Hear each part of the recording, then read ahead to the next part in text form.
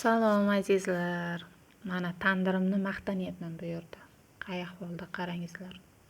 Shuvalish kerak bu. O'sha tandirga bugun, ya'ni kecha taom qildim.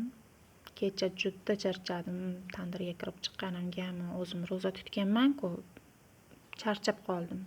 Montaj qilib qo'yishga yaramadim, to'g'risi. Undan keyin ham boshqa ishlarni qildik. Qishloqda hech qachon ish tugamaydi, qisqasi.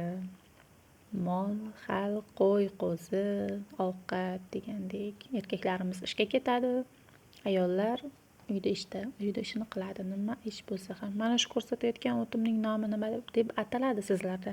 Bizlarda qichi deb ataladi. Ba'zi joylarda jag'jag deb atalar ekan. Bahoriy taom qilyapmiz-da.